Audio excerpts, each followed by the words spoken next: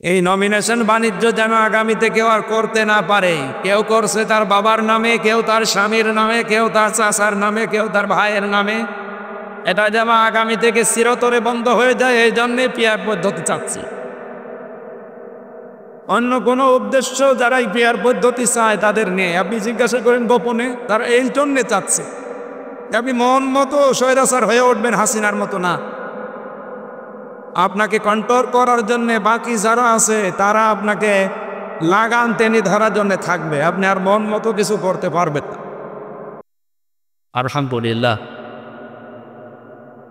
আমার আজকের আলোচনার বিষয় আপনারা তেলাওয়াতকৃত আয়াত শুনে বুঝেছেন কিনা আমি জানি না, বাংলা বলছি। আজকের আলোচনার বিষয় হচ্ছে সাবধান, কার আদর্শ অনুসরণ করছে প্রশ্নবোধক চিহ্ন দেওয়া আছে। সাবধান দেওয়ার পরে আশ্চর্যবোধক চিহ্ন দেওয়া আছে। এরপরে কার আদর্শ অনুসরণ করছে আপনার কাছে প্রশ্ন। এটাকে আমি নিজে বানালাম। সূরা আরাফ 35-36 দুইটা আয়াত পড়েছি, তাফসীর আকারে কথা বলবো ইনশাআল্লাহ। বাংলাদেশের ঐতিহ্যবাহী জেলা কুড়িগ্রাম রৌমারী থানার অন্তর্গত এই জেলামারী মোহাম্মদিয়া নুরানিয়া হাফিজিয়া মাদ্রাসার উদ্যোগে 24তম বাৎসরিক ঐতিহাসিক তাফসীরুল কোরআন মাহফিলের স্বনামধন্য সভাপতি, রৌমারী কারামতিয়া আদর্শ ফাজিল ডিগ্রি মাদ্রাসার সম্মানিত অধ্যক্ষ, হাজার হাজার আলেমের উস্তাদ, ইসলামিক চিন্তাবিদ, শিক্ষাবিদ মাওলানা মোহাম্মদ মুকসিদ আলী দামাত বারকাতুহুমুল আলিয়া। মাহফিলের প্রধান অতিথি বাংলাদেশ জামাত ইসলামী মনোনীত এমপি প্রার্থী, না শব্দটা ঠিক হয়, বাংলাদেশ জামাত ইসলামী থেকে 300 জনকে যে এমপির ঘোষণা দেওয়া হয়েছে এরা কেউ পদপ্রার্থী নয়, সব নমিনি। আমাদের ওপরেই চাপিয়ে দেওয়া হয়েছে। এই 300 নমিনি যারা আছে, কেউ যদি জোর করে বলে যে আমারে দেওয়া লাগবে, কারে ভোট দেওয়াই যাইজ না। আর আমি যতটুকু জানি, আমি নিজেও তো কুষ্টিয়া 3 আসনের নমিনি। সুতরাং বাংলাদেশ জামাত ইসলামী সারা বাংলাদেশে যেখানে মনোনীত এমপি প্রার্থী বলবেন না, লিখবেন না বাংলাদেশ জামাত ইসলামী থেকে মনোনীত নমিনি। এটা আপনারা নিয়ম নীতি জানেন কিনা জানি না, উনি জোর করে কিন্তু আসেন না। ওনার এই আসনে থানা আছে 3টা। এই 3 থানায় যত লোকন আছে তাদের ভোট হয় গোপনে। এই ভোট বাক্সে সবচাইতে বেশি ওনার নাম এসেছে, এই কারণে তার নাম এখানে দেওয়া। আয়তনে যদি অন্য দলের মতো গলা বাড়িয়ে বলে আমারেও দেওয়া লাগবে। জামাতের আমির যিনি এখন আছেন ডক্টর শফিকুর রহমান, ওপেন ঘোষণা দিয়েছে বাংলাদেশ জামাত ইসলামী থেকে কেউ যদি এমপি হয়, মন্ত্রী হয়, 5 বছরে তার 1টা টাকাও বাড়বে না। আমি ওপেন চ্যালেঞ্জ দিয়েছি তার সাথে, এই বাংলাদেশে অন্য কোনো দলের লোক যদি এই চ্যালেঞ্জ দিতে পারে আপনি তাকেও ভোট দিন। এখনো 73টা দল আছে এই দেশে, নিবন্ধিত অনিবন্ধিত মিলে প্রায় 73টা দল এদেশে কাজ করছে, তারাও ভোটে দাঁড়াবে। অন্য কোনো দলকে ঘোষণা দিতে বলেন তো দেখি। অনেক দলের লোক বনপেও ছাতায় এমপি দাঁড়াবেন। আর আপনি এ রাস্তায় এসে 5 বছরে যদি আমার 1 টাকা না বাড়ে, তা আমি ও রাস্তায় যেয়ে করবো কি? আমার কুষ্টিয়ায় যিনি আছেন উনি ঘোষণা দিয়েছেন দরকার 50 কোটি টাকা খরচ করব, তাও এই সিট আমার লাগবে। আমি মাঝে মাঝে মনে মনে প্রশ্ন করি যে 50 কোটি টাকা খরচ করবে কোন লাভের আশা? কথা বোঝে? সুতরাং এমপি পদপ্রার্থী উনি নন, এমপি নমিনি। জামাত ইসলামী থেকে তাকে নমিনি বানিয়েছে। যদি এখন জামাত মনে করে না ওনার দরকার নেই, অন্য কাউকে লাগবে, গোপন ব্যালটের মাধ্যমে যে ভোট হয় রোকনদের, যদি অন্য কারো নাম আসে কালকে ওনারে পাল্টিয়ে দেবে। এটা পাল্টিয়ে দিলে যদি মন খারাপ হয় ওনার সমস্যা আছে। কথা বোঝেন? একটা কথা এরকম নিয়েও দেখা যাচ্ছে এটাই নতুন নতুন শুনলাম। দ্বিতীয় তাফসীর কারক হিসাবে এখানে এতক্ষণ কথা বলুন, উনি সময় পাননি। উনিও একজন আলোচক, মানের আলোচক। আমরা জানি মাওলানা হুসাইন মাহফুজ চুয়াডাঙ্গা থেকে এসেছে। আসলে আমি সেই ফজরের পর থেকে শুরু করে রাত 8টা-10টা পর্যন্ত এখন বাইরে থাকি। এই বাইরের জেলাগুলোতে আসাও আমার নিষেধ। আজকে আমি এসেছি ছুটি নিয়ে। আপনারা জানেন সে নিয়ম এখন বাংলাদেশে আর নেই, যে সিলেক্টেড এমপি। ও কিছুই জানে না, ঘুমিয়ে আছে, সকালে শুনছে তো ওই এমপি। সেটা কি এখন আছে? এখন দুয়ারে দুয়ারে যাওয়া লাগছে, মানুষের ঘরে ঘরে দৌড় দৌড় প্রতিদিন। আর আমার এলাকায়, আমার আসনে 2টা থানা, 4.5 লাখ ভোট। চিন্তা করেন তো কি বড় এরিয়া। এই বিশাল এরিয়াতে প্রতিদিন এই সকাল থেকে সন্ধ্যা পর্যন্ত, এমনকি রাত 10টা-11টায় আমার বাড়ি আসা লাগে। 5টা, 6টা, 7টা, 8টা, 10টা করে প্রোগ্রাম। আমি এত দূর আসবো কি করে? আমি বলেছিলাম যদি আশপাশে কোনো জেলায় নিয়েও যান, এসার পরে তুলে দেবে, অন্তত রাত 9:30, 10টায় যেন শেষ হয়ে যায়। বাড়ি যেয়ে ঘুমাবো, আবার সকালে আপনারা আমারে ফের নিয়ে চলে। না তো এখানেই যদি রাত 12টা বাজে, বাড়ি যেতে আবার সকাল থেকে তো শুরু। জালেমরা 3টা বছরে আমার এই শরীরের উপরে এমন কোনো 1 ইঞ্চি জায়গা নেই যেখানে টর্চার করে না। এই 3 বছরে ফাঁসির কন্ডেম সেলের ভেতর, বিশেষ করে রিমান্ডে থাকাকালীন ওই মাটির নিচে আয়না ঘরে বহু টর্চার করছে। এই জন্য শরীর স্বাভাবিক হতে আরও সময় লাগবে। তার উপরে যে বিশাল দায়িত্ব চাপিয়ে দিয়েছে সংগঠন, সততার সাথে আঞ্জাম দেওয়ার যে শরীর দরকার, আল্লাহ যেন ওই রকম সুস্থতা আমাকে দান করে। উপস্থিত আছেন বিশেষ অতিথি জনাব আব্দুর রাজ্জাক, সহকারী অধ্যাপক হাফিজুর রহমান, ইসলামী আন্দোলন বাংলাদেশ চরমনাই পীরের যে দল আছে, আমরা জানি এই দল থেকে উনিও নমিনি। নাকি উনি জোর করে বলেছে আমার দেওয়া লাগবে। ইসলামপন্থী যারা আছে তাদের নিয়ম এইটা, কিন্তু জেনারেলগুলো আমরা দেখি তারা এই পদ নেওয়ার জন্যে, এমনকি এই নমিনি হওয়ার জন্যে, পদপ্রার্থী হওয়ার জন্যে কমপক্ষে 50 কোটি টাকা তারা খরচ করবে। এই নমিনেশন বাণিজ্য যেন আগামীতে কেউ আর করতে না পারে। কেউ করছে তার বাবার নামে, কেউ তার স্বামীর নামে, কেউ তার চাচার নামে, কেউ তার ভাইয়ের নামে। এটা যেন আগামী থেকে চিরতরে বন্ধ হয়ে যায়, এই জন্যে পিয়ার পদ্ধতি চাচ্ছি। অন্য কোনো উদ্দেশ্য যারা এই পিয়ার পদ্ধতি চায় তাদের নিয়ে আপনি জিজ্ঞাসা করেন গোপনে, তারা এই জন্যে চাচ্ছে। আপনি মন মতো স্বৈরাচার হয়ে উঠবেন, হাসিনার মতো না।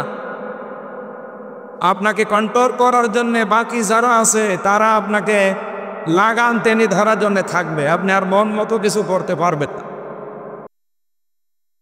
আমি এক বিষয়ে যদি আলোচনা থাকতো আমি করতাম, সুতরাং ইঙ্গিত দিয়েছি। সহকারী অধ্যাপক উনি হয় কোনো কলেজের হবে বা মাদ্রাসার হবে, যারা হাফিজুর রহমান কলেজের, আল্লাহ তাকে কবুল করুন। আমন্ত্রিত অতিথি শত মানুষের নাম দিয়েছে, এর নাম পড়তে তো আরো 10 মিনিট লাগবে। একবারে দোয়া করে দিলাম নাকি। আরফানা লাকা যিকরাক।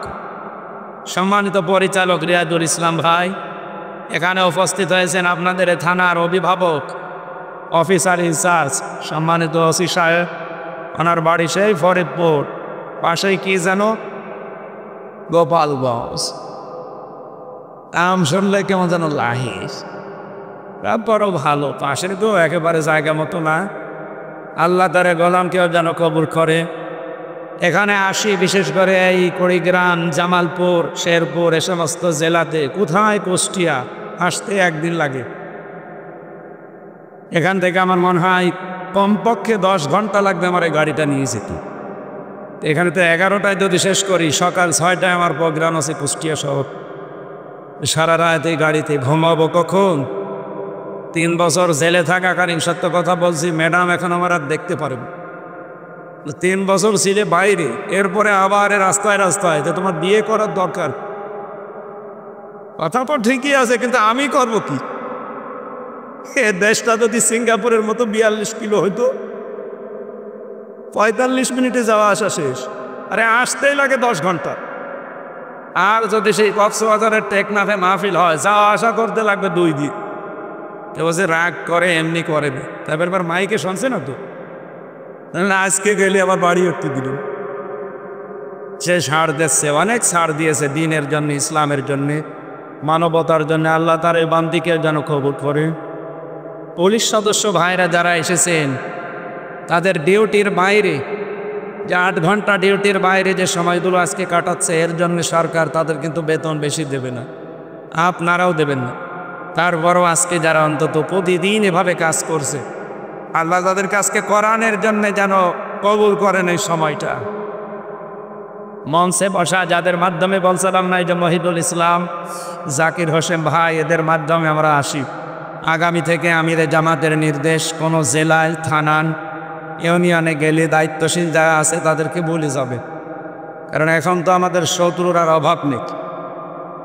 এই জন্য নিরাপত্তার স্বার্থে আমরা চেষ্টা করব যারা দায়িত্বে আছে জেলার, থানার, উপজেলার এবং ইউনিয়নের, এই মানুষগুলোকে যোগাযোগ করে বলে আসার, আব্বা যেন আমাদেরকেও তৌফিক দেয়। দল মত নির্বিশেষে আজকের এই অনুষ্ঠান, এটা কি শুধুমাত্র জামাত ইসলাম আর চরমোনাইয়ের অনুষ্ঠান? এমনকি অন্য ধর্মের যারা এলাকায় বাস করে, অন্য ধর্মের মানুষ নেই, হাদা বায়ানুল লিন্নাস রুদাল লিন্নাস। আল্লাহ তাআলা বলেন এই কোরআন শরীফ শুধু মুসলমানদের জন্য না, মানুষ যারা তাদের জন্য। সুতরাং ধর্মেরও কেউ যদি এসে থাকে, আপনাদেরকে ওয়েলকাম জানাচ্ছি। কোরআন শুনতে এসেছে, আল্লাহ রাব্বুল আলামিন সবাইকে নিয়ে তার কোরআনে প্রবেশ করার তৌফিক যে আমাদেরকে সুন্দর পরিবেশে দিলেন, বলেন আলহামদুলিল্লাহ। দরুদ আর সালাম পড়ছে নবী মুহাম্মদুর রাসূলুল্লাহ সাল্লাল্লাহু আলাইহি ওয়াসাল্লামের প্রতি। এই মাসে আল্লাহ তাকে পাঠিয়েছিলেন। কি মাস চলছে এটা? রবিউল আউয়াল। যদিও রবিউল আউয়াল আসলে আমরা অনেকে নবীজির মহব্বতে পাগল হয়ে যায়, কিন্তু যে বিষয় মহব্বত করা দরকার সেই অনুসরণের মাধ্যমে, সেইটাই আমাদের খেয়াল নেই। তাকে আপনি ভালোবাসেন, মহব্বত করেন, কিন্তু অনুসরণের মাধ্যমে। তাকে অনুসরণ না করে যদি শুধু জিলাপি খেচড়ের জন্য মহব্বত হয়, আপনি আল্লাহর কাছে ক্ষমা পাবেন? বলেন বলেন, একটু খেয়াল করে শুনবেন এই আয়াতটা, যদিও আপনি এর আগেও শুনেছেন, আমি নতুনভাবে বলছি। রব্বুল আলামিন বলেন, কুল ইন কুনতুম তুহিব্বুনাল্লাহ ফাত্তাবিউনি ইউহিব্বুকুমুল্লাহ। নবী আপনি দুনিয়ার মানুষকে বলেন, যারা একথা বলে আল্লাহ তোমাকে ভালোবাসি, এ দাবি আমাদের নেই। কথা বুঝতেছেন ভাই? এটা ক্লাস চলছে, এ দাবি আমাদের আছে কিনা বলেন তো, যে আল্লাহ তোমাকে ভালোবাসি। হ্যাঁ ছিলেন, বসো।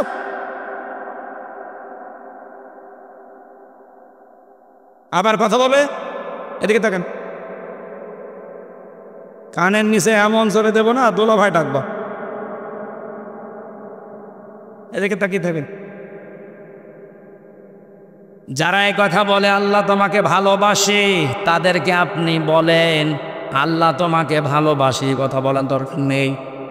আমাকে যদি কেউ ভালোবাসা প্রমাণ দিতে চায়, সে যেন আপনার অনুসরণ করে। আমি কোরআন শরীফ ছেড়ে দিলাম আপনার কাছে। পৃথিবীতে যত মানুষ আছে, যদি দেখাতে পারেন সূরা আলে ইমরানের 31 নম্বর আয়াতে যে আল্লাহ বলেছেন আল্লাহকে যদি ভালোবাসতে চাও রসুলকে ভালোবাসো, দেখান? নেই। অথচ আমরা এইটাই শুনেছি এতদিন, যে আল্লাহকে ভালোবাসিয়ে দাবি যদি কেউ করে, সে যেন রসুলকে ভালোবাসে। কোথায় আছে আপনি? এখানে ফাত্তাবিউনি শব্দ আছে, তাবউন শব্দের শাব্দিক অর্থ হচ্ছে দেখে দেখে চলা। অধ্যক্ষ মকসেদ আলী সাহেব আমার সামনে দিয়ে হেঁটে যাচ্ছে, কতটুকু পায়ের ডিস্টেন্স রেখে পা ফেলতেছে, কিভাবে হাত নাড়াচ্ছে, কিভাবে মাথা দোলায়, ঠিক ওইভাবে দেখে দেখে চলার নাকতাবন। আপনি এখানে হাফ বোন শব্দের অর্থ করেন কি করে? এখানে কি হাফ বোন আছে? আল্লাহ যদি ইউহিব্বুকুমুল্লাহ দিতেন, যে তোমাদেরকে যদি কেউ আল্লাহকে ভালোবাসিয়ে দাবি পূরণ করতে চাও, রসুলকে ভালোবাসো, আমার আল্লাহ বললেন রসুলকে যেন সে অনুসরণ করে। আমি আল্লাহ কি করব যেন অনুসরণ করলে? ইউহিব্বুকুমুল্লাহ, নিজে তাকে ভালোবাসা আরম্ভ করব। আমি আল্লাহ তাকে ভালোবাসা আরম্ভ করেছি এ কথা কিন্তু এখানে নেই। এটা মোজারে, বর্তমান, ভবিষ্যৎ, প্রেজেন্ট, ফিউচার। তার মানে এখান থেকে আল্লাহ আমাদেরকে শিক্ষা দিতে চান, আপনি যদি রাসূলুল্লাহকে অনুসরণ আরম্ভ করেন, আল্লাহ আপনাকে ভালোবাসা শুরু করবে।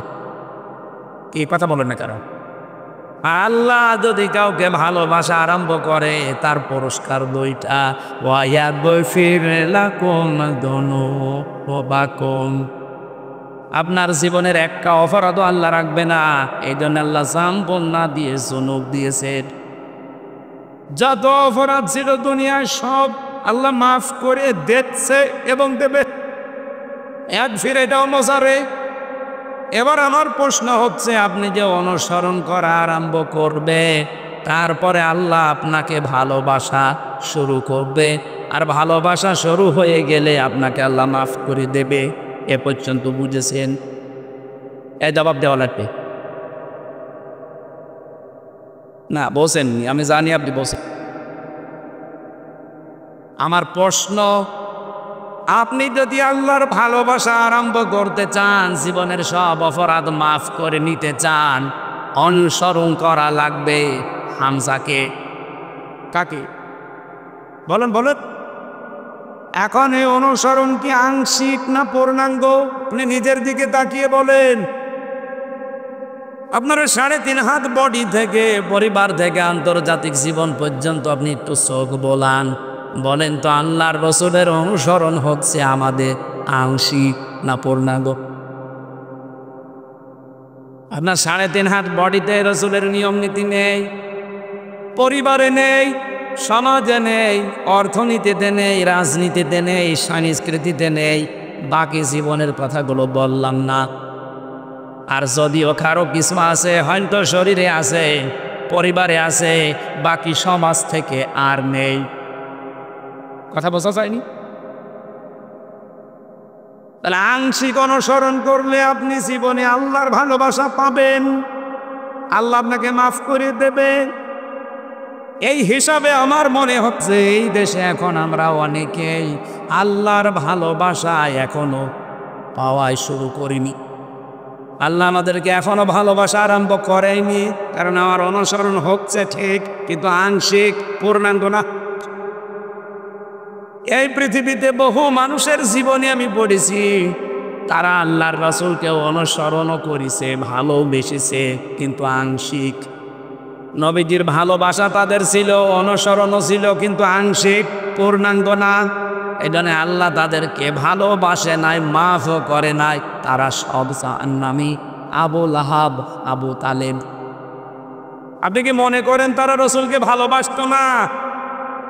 আপনি আবু তালেবের জীবনী পড়ে দেখেন, নিজের ছেলে আলীর চাইতে নবীজি মুহাম্মদুর রাসূলুল্লাহকেও ভালোবাসতো বেশি। এমনকি মুহাম্মদ রাসূলুল্লাহকে বলেছিল, তোমার ধর্ম তুমি প্রচার করো, যত বাধা আছে আমি দেখব। যদিও লোকটা মুশরিক। আর আবু লাহাব নিজের কাজের মেয়ে লোক, বাড়িতে দাসী সোয়াইবিয়া নামে যে মহিলা তার বাড়িতে কাজ করত, শুধু নবীর জন্মের কথা তাকে শুনিয়েছে, আনন্দে খুশি হয়ে আঙ্গুল দুইটা দিয়ে মুক্ত করে দিয়েছে। যা, তার কিনে নেওয়া টাকা দিয়ে কাজের মেয়েকে এসে মুক্ত করে দিয়েছে। কত হাজার হাজার টাকা হতে পারে আপনি ভাবেন। ওই জামানায় গরু ছাগলের মতো মানুষ কিনতে পাওয়া যেত।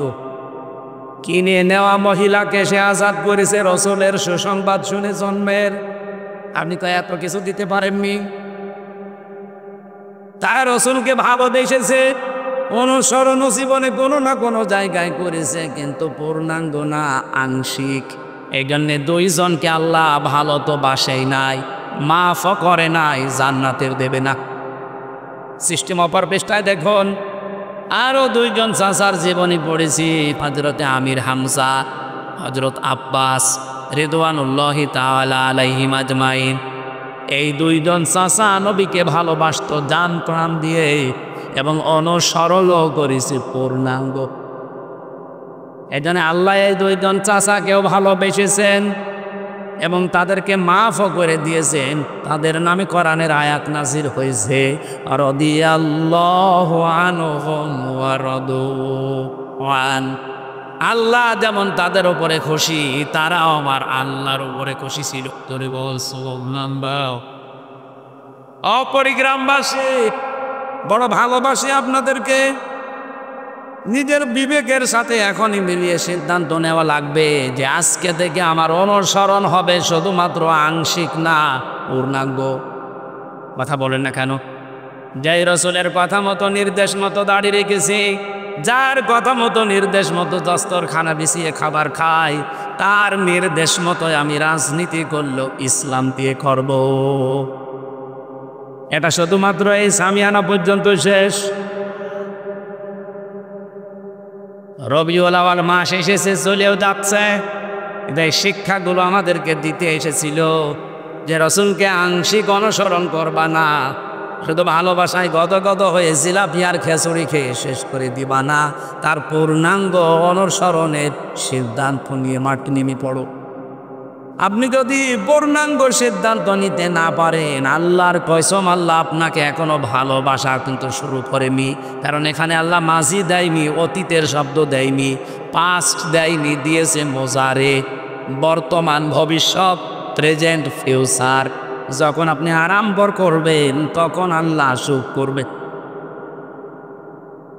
আমি নিজের দিকে তাকিয়ে মাঝে মাঝে ভাবি, হ্যাঁ, আমার মাথা থেকে পা পর্যন্ত হয়তো রাসূলুল্লাহর নিয়ম নীতি আছে, পরিবারেও হয়তো আমি কম বেশি মানতে পারছি, কিন্তু সমাজে গেলে আমার আর নিয়ন্ত্রণ নেই। অর্থনীতিতে গেলে আমি আর পারছি না, সমাজনীতিতে গেলে আর পারছি না, রাজনীতিতে গেলে আমি আর পারি না। অথচ আমি ভরসা করে বসে আছি, আল্লাহ যখন বানিয়েছে, কালেমা যখন পড়েছি, জান্নাতে একদিন যাবই। আল কাজ্জিসু মান দানা নাফসাহু ওয়া আমিলা লিমা বাদাল মাউতি ওয়ালা আজিসু মান আতবা নাফসাহু হাওয়া ওয়া তামাত্তা আল্লাহ রব্বিল মিসি। হযরতে আনাস থেকে বর্ণিত, বিশ্বনবী জানিয়েছেন, ওই লোকটাই দুর্বুদ্ধিমান যে আখিরাতের জন্য কাজ করে আর ভরসা করে আল্লাহর প্রতি। নির্বোধ বোকা ওই লোকটা যার আখিরাতের কোনো চিন্তা ভাবনা নেই, কাজ নেই, আনবাজে ভরসা করে আছে আল্লাহর উপরে। এ দেশে নেই এরকম মানুষ। আর খালি বিশ্বাসী এই যে কালেমা যখন পড়েছি জান্নাত একদিন যাবই, কে বলেছে আপনাকে? যে হাদিসটা শুনে আমরা অনেকে আশায় বুক বেঁধে আছি যে মান ক্বালা লা ইলাহা ইল্লাল্লাহ ফাদাখালাল জান্নাহ। কোনদিন হাদিসের ব্যাখ্যাটা দেখেছেন? নবীজি কি বলতে চাই? আল্লাহর নবী বলেন, যে ব্যক্তি লা ইলাহা ইল্লাল্লাহ বলবে সে জান্নাতে চলবে। না চলে গেছে? বলবে না। দাখলা এটা মাসি অতীতের শব্দ, বাস্ট এটা আমি এ পর্যন্ত না, আমার শব্দ হচ্ছে ফাটা। এ ফা যদি নবীজি না দিতেন, আমি ওই হাদিস দিয়ে ওয়াজ করে এখন সব জান্নাতে পৌঁছে দিতাম। যে লা ইলাহা ইল্লাল্লাহ যে ব্যক্তি পড়বে সে জান্নাতে চলে গেছে। ফাটা দিয়ে আমিও ঝামেলায় আছি। হযরত ওমর জিজ্ঞাসা করেছিলেন, ইয়া রাসূলুল্লাহ, এই কথাকে আপনি বলেছেন মান ক্বালা লা ইলাহা ইল্লাল্লাহ ফাদাখালাল জান্নাহ। নবীজি বললেন, না হ্যাঁ আমি বলেছি। বিশ্ব নবীকে হযরত ওমর ওই দিনই জিজ্ঞাসা করেছিলেন, হে নবী, আপনি তো লা ইলাহা ইল্লাল্লাহ দাখালাল জান্নাহ বলতে পারতেন, ফাদাখানা বললেন কেন? এ ফাটা কি? ওই দিনই নবীজি সাহাবায়ে কেরামের সামনে তিনি ব্যাখ্যা দিয়েছেন, এই ফা মানে আইয়ুহাযির মা হারামাল্লাহ।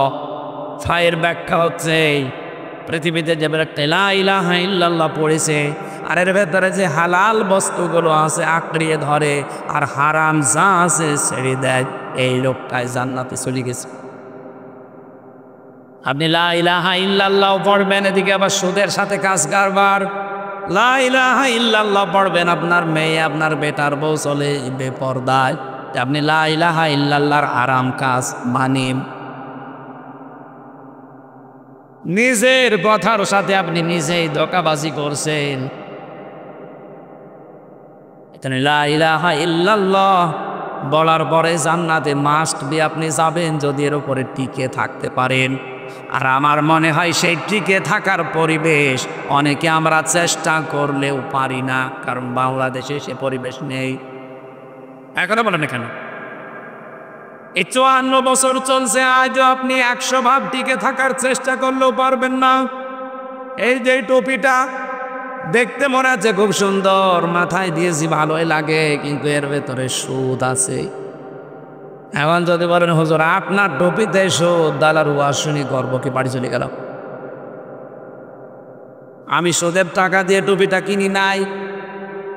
এই টুপিটা যে ফ্যাক্টরিতে তৈরি হয়েছে ওই ফ্যাক্টরির মালিক ব্যাংকের কাছ থেকে লোন নিয়েছে, আর ব্যাংক তো লোন এমনি এমনি দিয়ে দেয়। বলে আমি ডাইরেক্ট সুদ যদি নাও খাই, ইনডাইরেক্ট খাচ্ছি।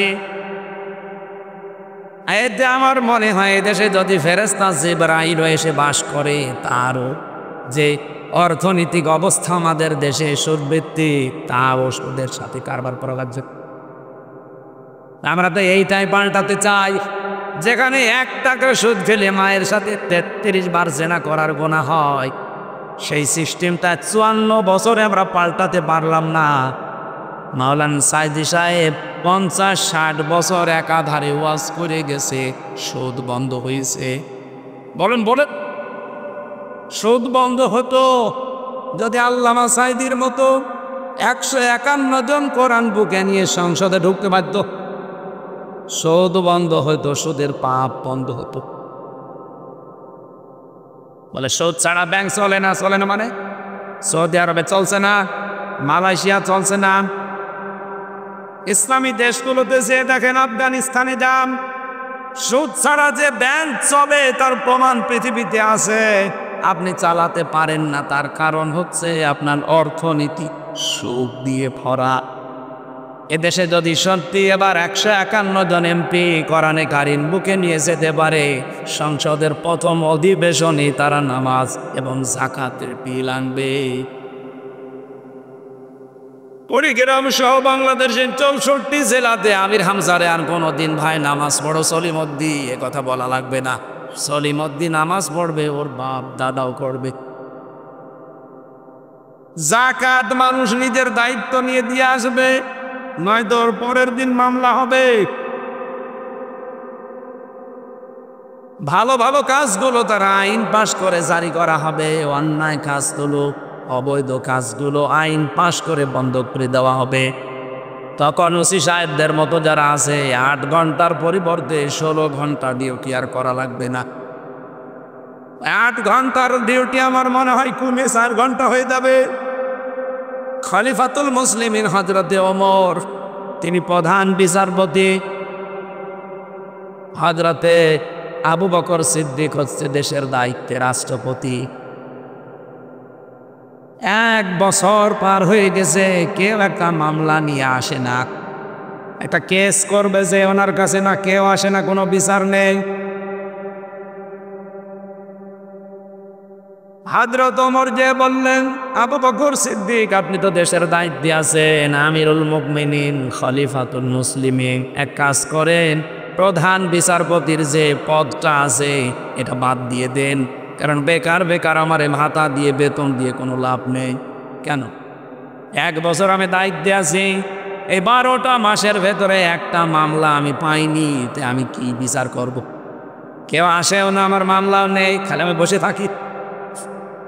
হযরত আবু বকর বললেন, ওমর একটা বারের জন্য কি চিন্তা হয় না তোমার যে 1 বছর তোমার কাছে কোনো মামলা আসলো না কেন? মনে বলছে, হ্যাঁ আমি চিন্তা করে দেখেছি, যেই দেশের দায়িত্বশীল মানুষটা এত সৎ, কি সৎ ছিল আমি একটা হাদিস পড়েছিলাম না, ইদা কানা উমারাউকুম খিয়ারুকুম, যখন দেশের দায়িত্বশীল মানুষগুলো সৎ হবে, তারা নেককার হবে, ও আগে নিয়া হুকুম সোমাহা হুকুম, যখন দেশের ধনী মানুষগুলো দানশীল হবে, ওমরুকুম শোরা বাইনাকুম, আর সব কাজ যখন পরামর্শের ভিত্তিতে করা হবে, ফাজহারুল আরদি খয়রুল লাকুম মিন বাতনিহা, তখন খবরে যাওয়া লাগবে না, এই জমিনটাই তোমার জন্য জান্নাতের মতো করে। ওয়াইদা কানা উমারাউকুম শিরারুকুম, যখন দেখবে দেশের দায়িত্বশীল মানুষগুলো, নেতাগুলো এরা খারাপ চরিত্রের, এই বাংলাদেশে এমপি হোস্টেল থেকে মেয়েদের কান্নার আওয়াজ আসে, এটা কি বাস্তব না অবাস্তব? ওয়াগনিয়া হুকুম বখালা হুকুম, দেশের ধনী মানুষগুলো যখন কৃপণ হয়ে যাবে, ওহুমরুকুম ইলা নিসাইকুম, যখন দেশের সব কাজ মেয়েদের পরামর্শের ভিত্তিতে করা হবে, আস্তাকার রান্নাঘর থেকে সংসদ পর্যন্ত মেয়েদের পরামর্শের বাইরে আপনি কিছু করতেই পারেন না। আমি নিচে নামলাম না, ফাবাতুল আরদি খায়রুল লাকুম মিন যহরিহা, তখন নবীজি বলেন যে কবরে চড়িয়েও দুনিয়ায় থাকার দরকার নেই, কারণ এই দুনিয়ার জমিন তার চাইতে কবরের জমিন তোমার জন্য নিরাপদ। আমার তো মনে হচ্ছে সেই সময়ের ভেতরে আমরা আছি। কথা বলে না কারো।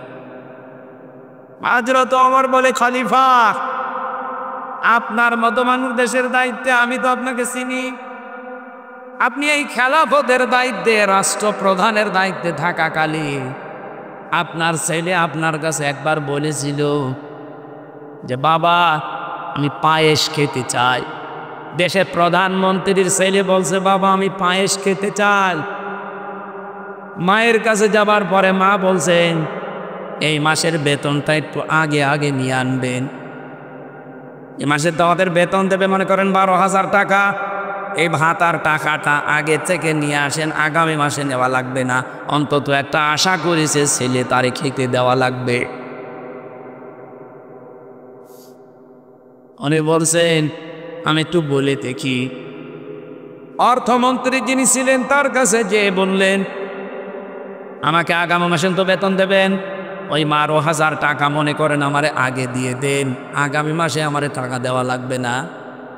অর্থমন্ত্রী ওই রকম ডাক দিয়ে বলছে খলিফা টাকা আমি দিতে পারি, কিন্তু আপনাকে লিখে দেওয়া লাগবে যে আগামী 1 মাস আপনি দুনিয়ায় বেঁচে থাকবেন,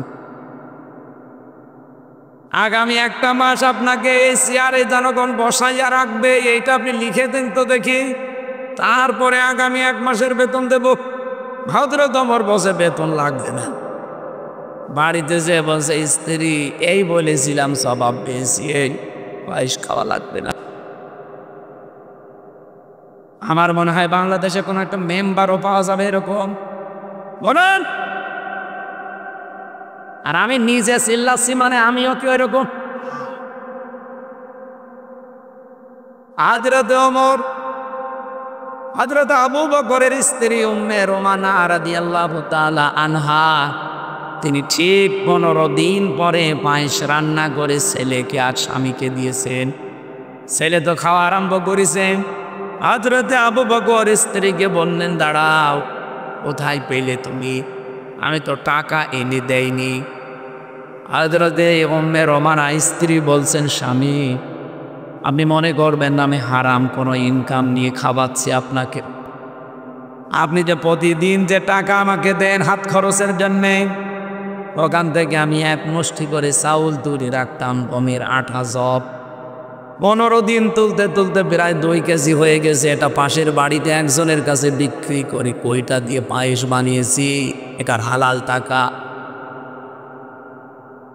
হযরত আবু বকর সিদ্দিক ছেলেকে বললেন জনমের খামা খাও, নিজের খাবারটা স্ত্রীকে দিয়ে বললেন তুমি খেয়ে নাও, আমি গেলাম।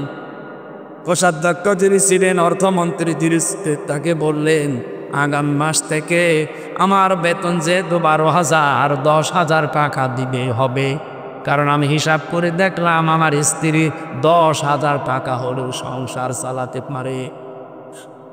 এই 2,000 টাকা আমি উদ্বৃত্ত নিয়ে জনগণের কাছ থেকে কিয়ামতে কি জবাব দেব? হযরত ওমর বললেন খলিফা আপনার চরিত্র তো আমি জানি, আপনি কোন পর্যায়ের মানুষ, আপনার মতো মানুষ দেশের দায়িত্বে আছে। আমার মনে হয় এটা শুধু ইতিহাসের পাতায় হাদিসের পাতায় পড়েছি, এই বাংলাদেশে আমরা নিজের চোখেও দেখেছি। মাওলানা মতিয়ার রহমান নিজামী এর জ্বলন্ত প্রমাণ। একজন মন্ত্রী, আপনি বসেন, মেম্বার না, চেয়ারম্যান না, ভাইস চেয়ারম্যান না, উপজেলা চেয়ারম্যান না, মেয়র না, এমপি না, উনি মন্ত্রী। অথচ এখনো পর্যন্ত পাবনায় যে দেখেন ওনার বাড়িটা চারিদিকে মাটির দেওয়াল দেওয়া, উপরে টিন দেওয়া। আমার গোষ্ঠিয়া মিরপুর ভেড়া মারার জামাত নমিনি যাকে বানিয়েছে জনাব আব্দুল গফুর, আল্লাহরে বান্দা, ধনী মানুষের সন্তান, ইসলামী আন্দোলন করতে করতে আল্লাহরে বান্দা এখন একেবারে প্রায় নিঃস্ব হয়ে গেছে। একটা বাড়ি আছে মিরপুরে কুষ্টিয়ায়, বাড়িটা যে রং করবে সেই টাকাটাও তার নেই, অথচ উনি এমপি নমিনি। উপজেলা চেয়ারম্যান ছিলেন 3 বার, ইউনিয়ন চেয়ারম্যান ছিলেন 3 বার, মেম্বার ছিলেন 3 বার। কত হয়? আরে ভাই, একবার মেম্বার হবে তো তার 10 বছর কিছু করা লাগে না, আর সে 45 বছর একাধারে জনগণের প্রতিনিধি। বাড়িতে রং করবে, সে টাকা নেই। ইয়ানত আমার কাছে নাই সেলা 15,000 টাকা, আর ওনার কাছে নাই 150 টাকা। একটা উপজেলা চেয়ারম্যান একবার হলে যে বাজেট আসে, আমি তো নিজে সমস্ত বিষয়গুলো একটু হ্যান্ডেলিং করে দেখেছি তাদের সাথে, জীবনে কিচ্ছু করা লাগে না। আর একবার হয়ে গেলে হাজার হাজার লক্ষ লক্ষ টাকা বাজেট আসে, তার মাধ্যমে একটা ব্রিজ যদি মেরিয়ে দেয়, আল্লাহু আকবার।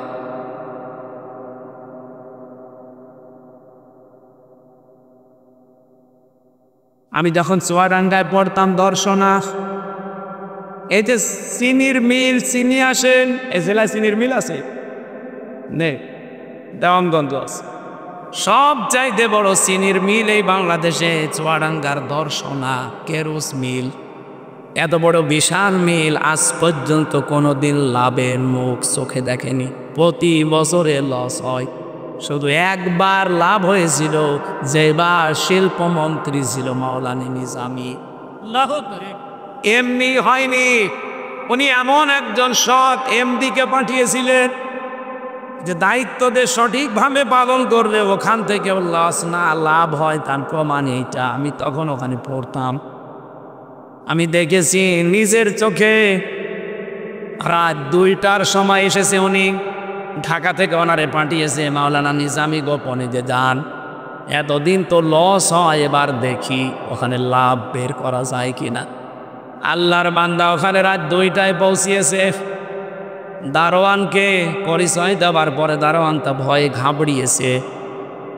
দারোয়ানকে বলছে, তোমার ডিউটি কয়টা পর্যন্ত? এই কয়টা। ঠিক আছে, তোমার পোশাকটা একটু খুলে দাও। ওনার পোশাক খুলে নিজের গায়ে নিয়েছে, আর ওনার যে জামা ছিল হাফ জামা, ওইটা বলছে তুমি এইটা পরিধান করে তোমার ওই যে ঘর আছে ঘুমিয়ে পড়ো, বাকিটা আমি দেখছি। ফজরের নামাজ পড়েছে আল্লাহর বান্দান, ড্রাইভারকে দিয়ে গাড়ি বাংলোতে পাঠিয়ে দিয়েছে। ফজরের নামাজ শেষ করার পরে দারোয়ানের পোশাক, সকাল থেকে ডিউটি শুরু, সবাই আসতেছে, একটা একটা করে দরজা খুলে দিচ্ছে। 10টা পর্যন্ত খুলে দিয়েছে। 10:45 বাজে একজন অফিসার এসে গাড়ির হরেন দেয়, খুলতে চাই না। কি গো, আজকে দারোয়ান কি হয়েছে, ঘুমিয়ে গেল নাকি? তাকিয়ে দেখে দাঁড়িয়ে দারোয়ান, কিন্তু দরজা খোলে না। এই বেটা, দরজা খুলে দেন না, আপনার জন্য আজকে দরজা খোলা হবে না, এখন বাজে 10:45, আপনি আজকে বাড়ি চলে যান। আরে দারোয়ানের বাচ্চা,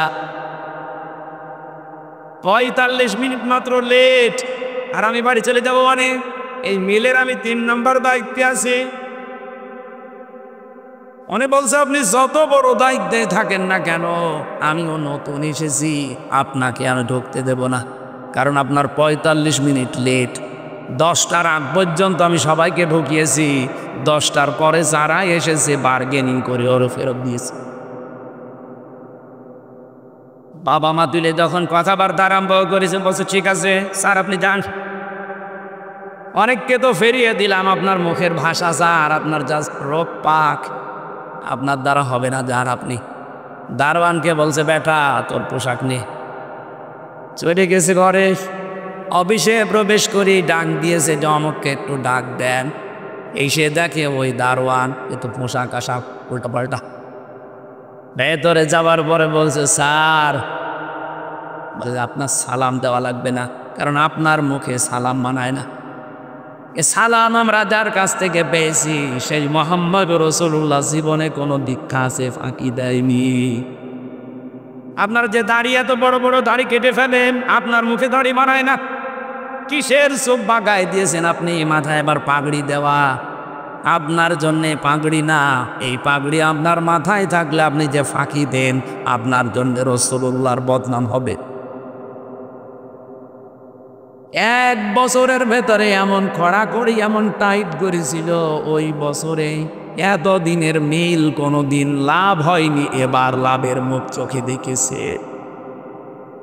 দেশের নেতাগুলো সত্যি কথা বলছি কোরআন সামনে নিয়ে, মাত্র 1628 জন মানুষ দায়িত্ব পালন করে এই দেশে। এই 1628 জন মানুষ যেদিন আবু বকরের মতো ওমরের মতো হবে, এই দেশটা একটা মিনি জান্নাত হয়ে যাবে। আমার ভাইরা, যে কথা তুলেছিলাম আপনাদেরকে বলার জন্যে, আর ও স্মরণ যদি আজকে শুধু আংশিক করে আমরা শেষ করে দেই, রাজনীতিতে মানতে পারি না, রাষ্ট্রীয় জীবনে মানতে পারি না, পারিবারিক জীবনে মানতে পারি না, শুধু ব্যক্তিগত জীবন, আরে এই 3.5 হাত বডিটা, তাছাড়া আমার আয়ত্তে আমার নিয়ন্ত্রণে কিচ্ছু নেই। আপনারা এখন নিজের বিবেককে প্রশ্ন করে বলেন, আল্লাহ আমাদেরকে ভালোবাসা আরম্ভ করেছে, কারণ আমাদের অনুসরণ তো পূর্ণাঙ্গ হচ্ছে না, আংশিক হচ্ছে। আমি একজন জীবনী পড়ছিলাম, ওর নাম আব্দুল্লাহ ইবনে উবাই। এ লোকটার পুরা জীবন আমি পড়েছি, কোনো ভুল আমার চোখে ধরা পড়েনি, শুধু একটা ভুল পেয়েছি। ওর মাথা থেকে পা পর্যন্ত রসুলের সুন্নত ছিল। আল্লাহর নবী একদিন শুধু বলেছিলেন যে আল্লাহর কাছে নাম প্রিয় আব্দুল্লাহ আর আব্দুর রহমান। মসজিদে নববীতে কথা শোনার পরেও দৌড় দিয়েছে। বাড়িতে যে নিজের ছেলেকে ডাক দিয়ে বলছে, তোর নাম পাল্টিয়ে দিলাম আব্দুল্লাহ। ছেলে ছিল, ছেলের নাম পাল্টিয়েছে, নাতি ছেলে ছিল, নাতি ছেলের নাম বলছে আব্দুল্লাহ।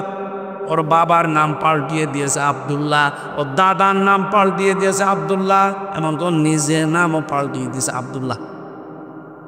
আব্দুল্লাহ দরকার 1 2 3 4 5 6 নম্বর হিসাবে ডাকবো, তাও আমাদের নাম কি? নবীজির কথা শোনার পরে কি অনুসরণ করতে বলেন তো?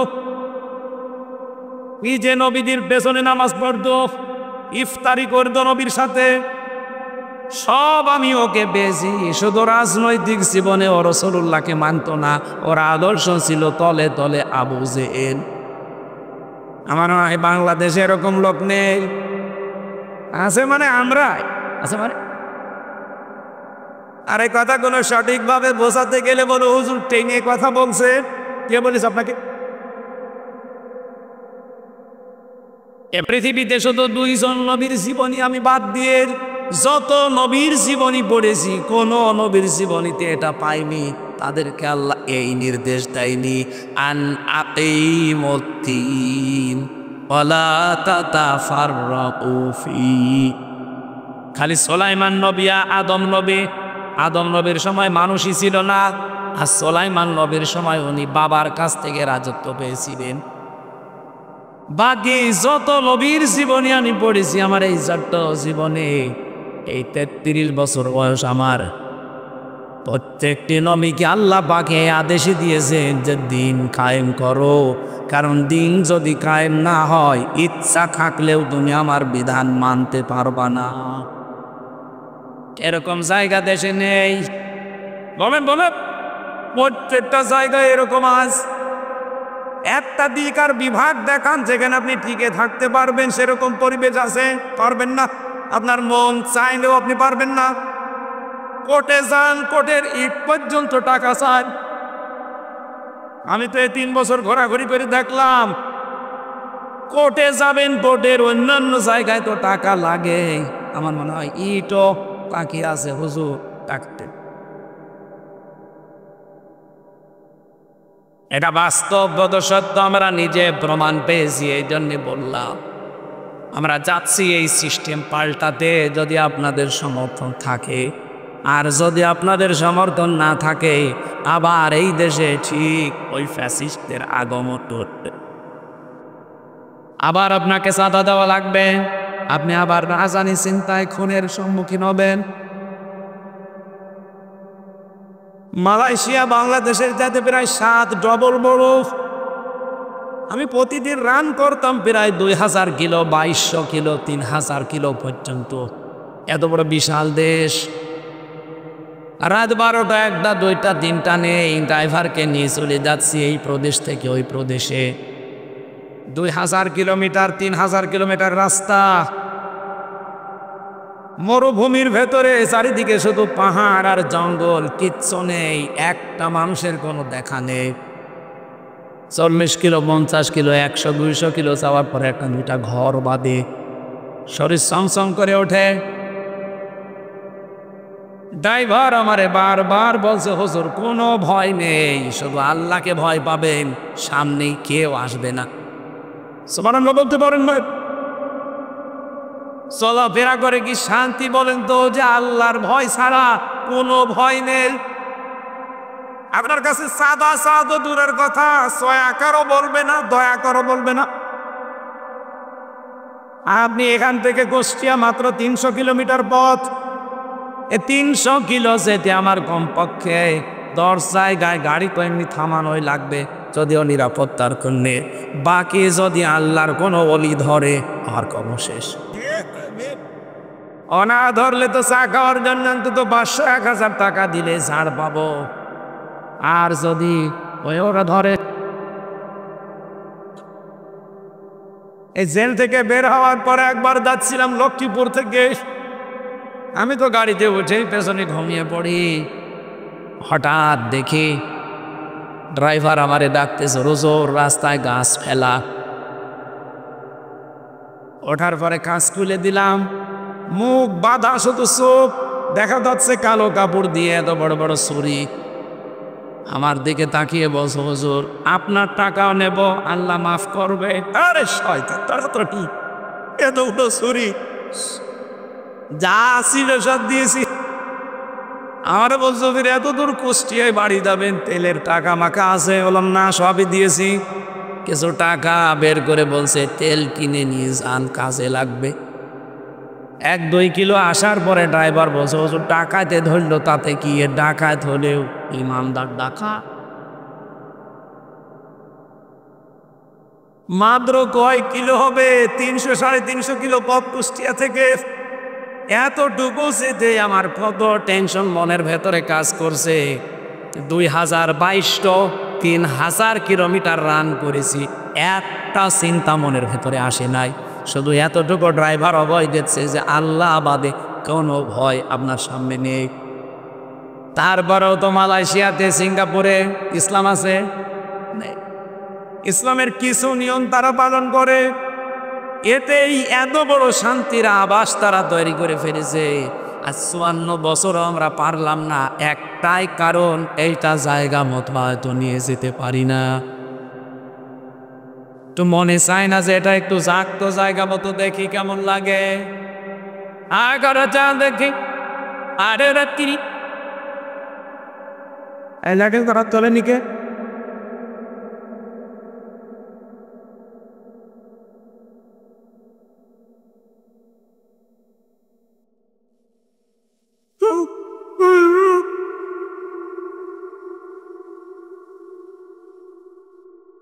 আলহামদুলিল্লাহ ভাই, নবীজিকে এই রবিউল আউয়াল মাসে শুধু আংশিক না, এই আব্দুল্লাহ ইবনে উবাইয়ের মতো না, পূর্ণাঙ্গ অনুসরণ করে নবীর সাথে জান্নাতে যেতে চা। আমার আজকের আলোচনার বিষয় কি বলেছিলাম মনে আছে? সাবধান, কার আদর্শ অনুসরণ করছে। এবার দিন সূরা আরাফ থেকে, নাকি চলে যাবেন? বেশি হয়ে গেল নাকি? সূরা আরাফ তাফসির করতে হলে উসুলে তাফসিরের মূল নীতি আছে 15টা। যারা মুফাসসির এখানে আছে, যারা তাফসির পড়ায়, এর 15টার ভেতরে 13 নাম্বার একটা কায়দা আছে যে কোনো আয়াত থেকে তাফসির করতে হলে তার আগের আয়াত পরের আয়াতের সাথে সম্পর্ক কি, এটা আপনাকে আগে জানা লাগবে। এটা মূল নীতির ভেতরে পড়ে। 2 নম্বরে, 1 নম্বরে শুদ্ধ তেলাওয়াতের ভেতরে আসি, আমরা পড়িছি। এরপরে মাতৃভাষায় অর্থ, এটা আমরা করব। 3 নম্বরে ঐতিহাসিক প্রেক্ষাপট, শানে নজুল। এরপরে ব্যাখ্যা, ওই আধুনিক ব্যাখ্যা দেওয়া লাগবে। মান দাদামলের ব্যাখ্যা পাওয়া দেখুন, আধুনিক ব্যাখ্যা দেওয়া লাগবে কি দরকারে আয়াত থেকে একটা একটা করে এভাবে তাফসিরে ফি জিলালিল কোরআন সাজ্জাদ কুতুব রহমতুল্লাহ আলাইহি প্রায় 15টা দিয়েছে। তাহলে আমরা দেখি সূরার নামকরণের ভেতরে আছে এটা, সূরার নাম যেহেতু সূরা আরফ, কি বললাম আরো জোরে বলেন, আরফ, এর শাব্দিক অর্থ হচ্ছে পরিচিত হওয়া প্রাচীর। জান্নাতের আর জাহান্নামের মাঝে একটা প্রাচীর দেওয়া থাকবে, ওখানে আল্লাহ কিছু মানুষকে বসিয়ে দেবে, ওরা জান্নাতেও যাবে না জাহান্নামও যাবে না। এটা 46-47 নম্বর আয়াতে আছে এই নামকরণের বিষয়গুলো। অবাইনাহুমা হিজাব ওয়া আলাল আরাফি রিজালু ইয়ারিফুনা বিসিমাহুম ইলা আখিরি আয়া। রব্বুল আলামিন বলেন, এমন কিছু মানুষকে আমি আরাফ নামক এই প্রাচীরের ওপরে দাঁড় করিয়ে দেব, এরা জান্নাতেও যাচ্ছে না জাহান্নামেও যাবে না। নবীজি কিন্তু শেষে আর বলেননি যে এই মানুষগুলো যাবে কোথায়। কুড়িগ্রামবাসী আপনার নিজের দিকে এবার তাকিয়ে বলেন তো, আল্লাহ যদি এই প্রাচীরে আমাকে আপনাকে দাঁড় করিয়েই দেয়, জান্নাতও পাবেন না জাহান্নামেও যাবেন না, ওখানে বসে থাকা লাগবে। এবার সাহাবী প্রশ্ন করলেন, নবীজি ওরা জান্নাতে যাবে না কেন? বিশ্ব নবী বলেন একটা মাত্র কারণ, ওদের সব ভালো ছিল, মায়ের সাথে আর বাবার সাথে সম্পর্ক ভালো ছিল না। এরকম সন্তান দেশে নেই। বলেন বলেন, শুধু আছে বলে আপনি শেষ করে দিচ্ছেন না, আমি এর সাথে একমত না। বাংলাদেশের কোনো সন্তান জন্ম খারাপ হোক, ও কোনো দিন চাবে না যে বিয়ের পরে আমার মা বাবা আমার থেকে দূরে চলে যাক, আলাদা হয়ে যাক, বৃদ্ধাশ্রমে থাকো, না, কোনো দিন চাই না। এটা চাওয়ার পেছনে যারা ভূমিকা পালন করেন তারা হচ্ছে আপনার বউ। এ এলাকায় মনে হয় কোনো শুরু হয়নি। সম্মানিত মা বোন যারা এসেছেন, আপনারা খালি আমাকে দোষারোপ করেন যে হুজুর আমাদের পেছনে শুধু নেগেটিভ। আপনাদের ভালোবাসি আমি বেশি। ভালো করে শোনেন, প্রত্যেকটা সন্তান তার মায়ের সাথে বাবার সাথে জড়িয়ে থাকা জিনিসকে বেশি ভালোবাসে। এই জন্য মানুষের স্বভাবই এইটা। আমার এই 33 বছর, এরপরও আমি বাড়িতে গেলে আমার মায়ের আঁচল ধরে থাকি। আমার মার কাছে আমি 33 বছরের সারা দেশ পরিচিত আমির হামজা না, আমি সেই ছোট্ট হামজায় আছি। এই কথা বলে না কেন? আপনি দেখেছেন যে 90 বছর মায়ের বয়স, 70 বছর ছেলের বয়স, মায়ের চাইতে ছেলে মাত্র 20 বছরের ছোট। এত বড় মুরব্বী ছেলেকে মা ধরে চড়াচ্ছে, দেখেন নি? এই যে থাপ্পড় মারে মা ছেলেকে, এটা কি আসলে থাপ্পড় না মায়া মহব্বত? এর মায়ের কাছে যত বড় ছেলে হোক, 70 কেন, ওই ছেলের বয়স যদি 80 বছরও হয়, তাও মনে করবে আমার সেই ছোট্ট বক্স দাঁড়িয়ে আছে। পৃথিবীর প্রতিটা সন্তান তার মায়ের সাথে বাবার সাথে জড়িয়ে থাকা জিনিসকে বেশি ভালোবাসে। এই জন্যে বৌমা যারা এসেছেন পুত্রবধূ, তাদেরকে বলবো, যদি স্বামীর শক্তি মন পেতে চান, যদি সত্যি মনে করেন যে স্বামী আমাকে মন থেকে ভালোবাসুক, তাহলে আপনি এই স্বামীর মায়ের আপনার শাশুড়ি মেয়ে হয়ে যান।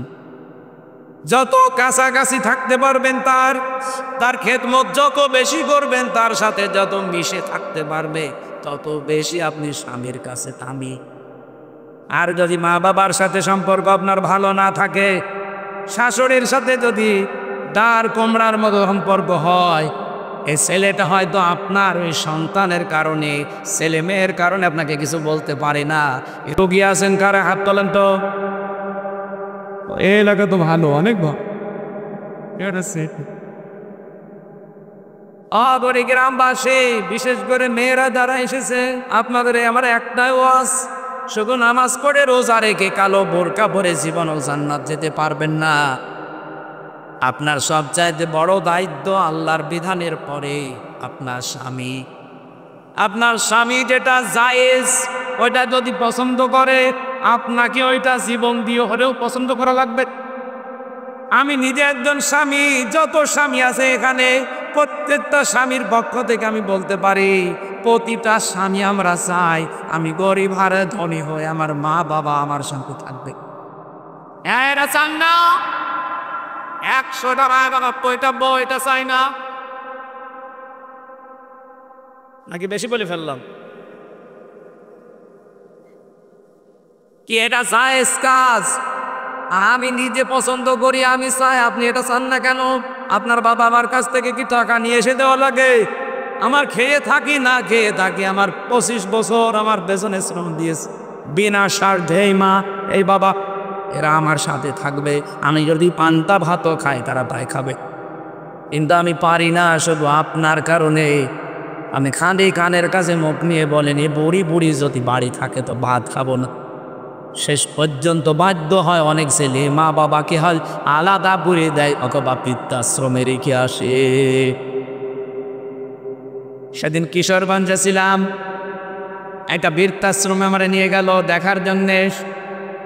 দেখি এইদিকে 25 জন বাবা, এইদিকে 25 জন মা চেয়ার নিয়ে বসে আছে। আমি দেখতে যাবো এই জন্যে কর্তৃপক্ষ বলেছে হুজুর আসতেছে আপনারা বসেন। একটার সাথে আর একটা কথা বলছিলাম যে কি এদের মনের দুঃখগুলো। যেই কয়জনের সাথে কথা বলেছি প্রত্যেকটা মার বাবা হাওমাও করে আমারে ধরে হাওমাও করে কেঁদেছে আর বলেছে, আমাদের বৃদ্ধাশ্রমের জীবনের জন্য শুধু আমার ছেলে দায়ী না, বউবা দায়ী। আমি আশা করবো আগামীতে যেন এই পরিবেশ আমাদের আর দেখতে না হয়। এই জন্য শুধু আমাদের ছেলেদের দোষ দিয়ে না, মা বাবা আপনি পার পাবেন না, আপনারও দোষ আছে। আপনার দোষ হচ্ছে 4টা কাজ আপনার প্রতি ফরজ ছিল, আপনি একটাও করেননি। 1 নম্বরে আমার একটা সুন্দর নাম রাখার দরকার ছিল আপনার, আপনি কি নাম রেখেছেন? আমার এমন একটা নাম আপনি দিয়েছেন, ওই নামের প্রভাবে আমার ভেতরে আরো উলট পালট হয়। আপনি এমন নাম রেখেছেন সন্তানের ওই নামের প্রভাব পড়বে তার জীবনের উপরে। আমি সেদিন কুষ্টিয়ার বড় বাজারে একটা দোকানের নাম লেখা দেখলাম, মিহাদ স্টোর। দোকানদারকে বললাম কি লিখেছেন? বলছে হুজুর আমার ছেলের নাম মিহাদ রেখেছেন কেন? বলছে কোরআন শরীফ পড়তে গিয়ে পেলাম অবিসাল মিহাদ। বিশাল মিহাদ মানে কি? জাহান্নামের নিকৃষ্ট স্থান। কত মানুষ ছেলের নাম অর্টু বর্টু ছেন্টু ফালতু আগো পানি বাতাস কত কিছু লাগে, ছেলের নাম রেখে দিয়েছে ডেঞ্জার। ডেঞ্জার মানে কি? বিপজ্জন। তো বড় হয়ে বিপজ্জনক কি হবে? আর তারপর এলাকা বর্ডার এলাকা দাবারের কাছ থেকে সব ভালো ভালো জিনিস আসতেছে। আমাদের এই দেশ থেকে লোহা তামা সোনা রূপা সবগুলো পাচার হয়ে যায়, আর দাদারা আমাদের জন্য হাদিয়া পাঠায় বাবা ডাল। নাকি এটা বড় লেখায় আছে না? মুসলমানের সন্তান যারা, আমি অন্য ধর্মের কথা বাদ দিলাম, যেহেতু আমাদের দেশে অন্তত আইনও আছে মাদকের বিরুদ্ধে, 0 টলারেন্স। এরপরেও কোরআনে কারিমে আমার আল্লাহ তিনবার ধাপে ধাপে আয়াত নাসিল করে মদকে হারাম ঘোষণা দিয়েছেন, এই মাদককে। রব্বুল আলামিন জানিয়েছেন, ইয়া আইয়ুহাল্লাযীনা আমানু ইন্নামাল খামরু ওয়াল মাইসিরু ওয়াল আনসাবু ওয়াল আজলামু রিজসুম মিন আমালিশ শাইতান। ইমানদাররা তোমাদের জন্য 4টা কাজ বিশেষ করে হারাম করে দিলাম। এই যে জুয়া খেলা, এরপরে মদ, এরপরে মানুষের যে ভাগ্য, তীর মেরে ভাগ্য অথবা হাত দেখায় অনেকে হাতে কি আছে, এরকম 4টা কাজ আমি তোমাদের জন্য হারাম করে দিলাম। শুধু হারাম না, এগুলো হচ্ছে রিজসুম মিন আমালিশ শাইতান, শয়তানের ঘৃণিত কাজ। এই মাদক এটা শয়তান পর্যন্ত ঘৃণা করে। শয়তানও যেটা ঘৃণা করে সেটা অনেক মুসলমানের ছেলেরা করছে। বলেন কিয়ামতের দিন দুনিয়ায় যতটুকু মদের সাথে আপনি জড়িত থাকবেন অতটুকু পরিমাণে রক্ত পুষ কলম করে আপনাকে আল্লাহ খাওয়াবে। শুধু খাওয়ালেই তো হয়ে যায় না, কোরআন বলছে এটা মুখের ভেতরে দেওয়ার সঙ্গে সঙ্গে যত কিছু পেটের ভেতরে আছে সবগুলো নাড়ি ভড়ি পায়খানা রাস্তা দিয়ে সব বের হয়ে যাবে। আশা করছে এ সমস্ত কাজে যদি কোনো মুসলমানেরা থাকেন, এই মুহূর্তে জীবনের মতো তওবা করে ফিরে আসেন। আপনার জন্য প্রশাসনের রাত দিন ঘুম হারাম হয়ে যাচ্ছে। কি দায় পড়েছে তাদের আপনি খারাপ হয়ে গেলে? দায় তো এতটুকু যে রাষ্ট্র তারা দায়িত্ব দিয়েছে, তারা হিমশিম খেয়ে যাচ্ছে। আশা করছি আপনি আজকে থেকে ফিরে থাকার চেষ্টা চালাবেন, আল্লাহ কবুল করবানি। তাহলে আরাস নামক স্থানে আল্লাহ জাহান্নামে দেবে তাদের যারা মা বাবার অবাধ্য সন্তান। 2 নম্বরে তারা জাহান্নামে যাবে না। জাহান্নামে যাবে না কেন? নবীজি বলেন এই মানুষগুলো আর যাই করুক জমিনে দিন কায়েম করার জন্য তাদের প্রচেষ্টা ছিল সর্বাগ্যে। সুতরাং দিন কায়েমের জন্য যদি আপনার চেষ্টা থাকে, আর যাই হোক আপনি জাহান্নামে যাবেন না। কিন্তু দিন কায়েমের কথা বললে এই পৃথিবীতে সবচাইতে বেশি মন খারাপ হবে, খারাপ লাগবে, কষ্ট পাবে, রাগ করবে কারা?